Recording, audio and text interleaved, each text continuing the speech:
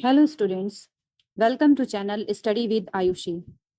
तो आज आप स्टडी करेंगे भूगोल के तीसरे वीडियो में मौसम और जलवायु के बारे में। समझेंगे कि मौसम और जलवायु क्या है। क्या है कि मौसम और जलवायु परीक्षा के लिए अति महत्वपूर्ण क्वेश्चंस हैं जो कि यूपी टेट में जरूर आते हैं। क्या है मौसम और क्या है जलवायु, जानेंगे हम कि किसी स्थान अथवा प्रदेश के लंबे समय के तापमान, वर्षा, वायुमंडलीय दाब तथा पवनों की दिशा एवं गति की समस्त दशाओं के योग को जलवायु कहते हैं। किसी स्थान के जलवायु में परिवर्तन एक लंबी अवधि में होता है।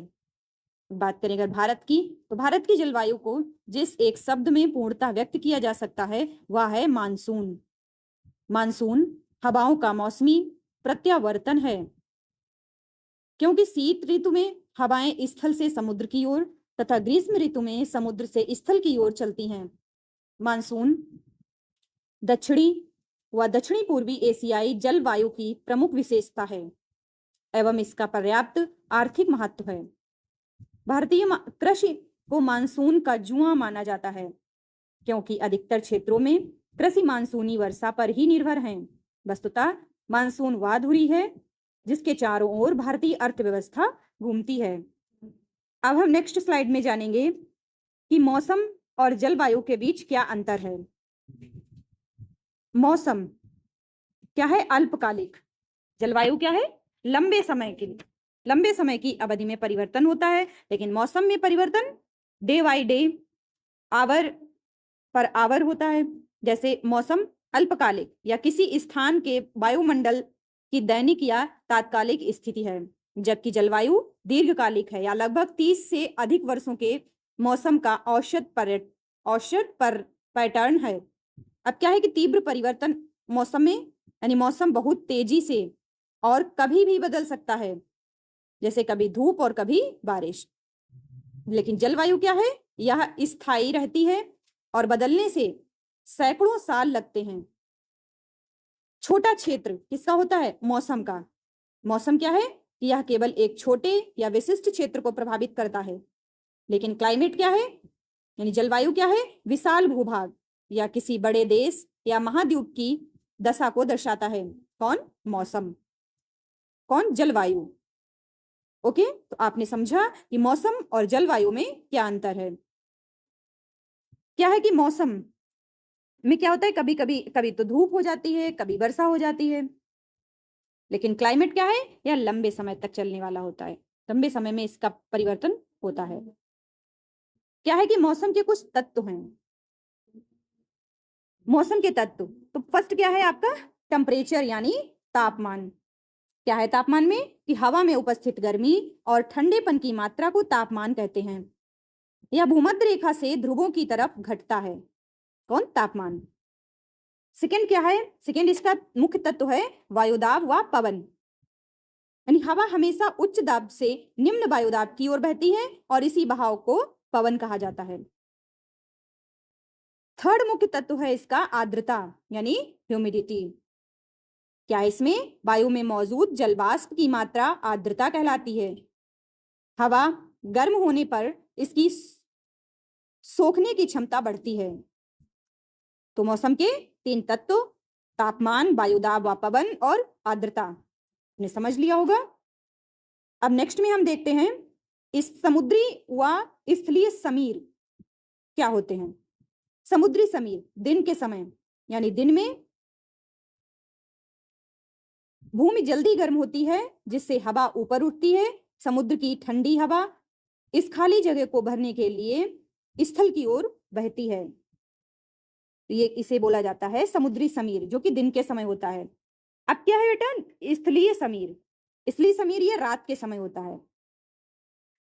रात के समय, रात में स्थल समुद्र की तुलना में जल्दी ठंडा होता है, तब ठंडी हवा स्थल से समुद्र की ओर बहती है।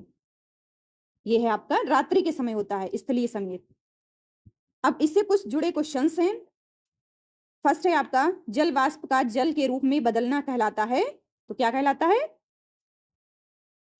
वाष्पीकरण कहलाता है, संघनन या वर्षण। तो आपका करेक्ट आंसर हो जाता है संघनन। नेक्स्ट है आपका वर्ष भर एक ही दिशा में बहने वाली पवन, यानी जो वर्ष में एक ही दिशा में हवा चलती है तो उसको क्या बोला जाता है? तो उसको बोला जाता है स्थायी पवन। अब इनकी व्याख्या देखते हैं कि जो जल का वाष्प के रूप में बदलना कहलाता है कि जब हवा में मौजूद जल वाष्प ऊपर उठकर ठंडा हो जाता है, जल वाष्प ठंडी हो जाती है तो वह पुनः जल की बूंदों में बदल जाती है और इसी प्रक्रिया को संघनन कहते हैं। ओके, समझ लिया होगा संघनन क्या है। फिर क्या है समझना है कि वर्ष भर एक ही दिशा में बहने वाली पवन क्या है? व्यापारिक और पछुआ पवनें पृथ्वी पर साल भर निश्चित दिशा में चलती हैं, अतः इन स्थायी व सनातनी पवन कहा जाता है। और इन्हें ये क्या कहा जाता है? स्थायी व सनातनी पवन। अब जानते हैं मौसम से जुड़ा क्वेश्चन है। तो क्या है आपका कि किसी स्थान की अल्पकालिक वायुमंडलीय स्थिति को क्या कहते हैं? तो इसको हम क्या कहते हैं? इसको कहते हैं मौसम। जानेंगे इसके बारे में। मौसम दिन प्रतिदिन या मिनट दर मिनट बदल सकता है या तापमान, आर्द्रता और हवा की तात्कालिक स्थिति है। ठीक है, जो जो दिन प्रतिदिन और मिनट दर मिनट बदले उसे ही हम मौसम कहते हैं। ओके स्टूडेंट्स, नेक्स्ट क्वेश्चन है आपका, इसमें से कौन सा किसी स्थान की दीर्घकालिक औसत मौसमी स्थितियों का वर्णन करता है? तो अभी आपने देखा था कि जो दीर्घकालीन मौसम का परिवर्तन क्या कहलाता है? तो ये कहलाता है आपका जलवायु, और जो जल्दी से चेंज हो जाता है उसे क्या कहते हैं? मौसम। तो अब जानेंगे इसके बारे में कि किसी स्थान के तापमान, वर्षा, आर्द्रता, हवा और अन्य मौसमी स्थितियों के दीर्घकालिक औसत को संदर्भित करता है कौन? जलवायु। उदाहरण के लिए अगर बात करें तो राजस्थान की जलवायु आमतौर पर गर्म और शुष्क होती है। नेक्स्ट है आपका कि मौसम मापने के प्रमुख यंत्र, कुछ यंत्र हैं यानी जिनसे हम मौसम को माप सकते हैं। तो फर्स्ट जो है वो आपका यंत्र है बैरोमीटर। क्या है? बैरोमीटर, जिससे हम वायुमंडलीय दाब को मापते हैं। इससे हम किसको मापते हैं? वायुमंडलीय दाब को। नेक्स्ट है आपका एनीमोमीटर। एनीमोमीटर से हम मापते हैं हवा की गति को, यानी हवा की गति को मापा जाता है किसके द्वारा? एनीमोमीटर के द्वारा। नेक्स्ट है आपका हाइग्रोमीटर। हाइग्रोमीटर से मापते हैं हम वायुमंडल की आर्द्रता, यानी वायुमंडल की आर्द्रता को मापने वाला यंत्र क्या है?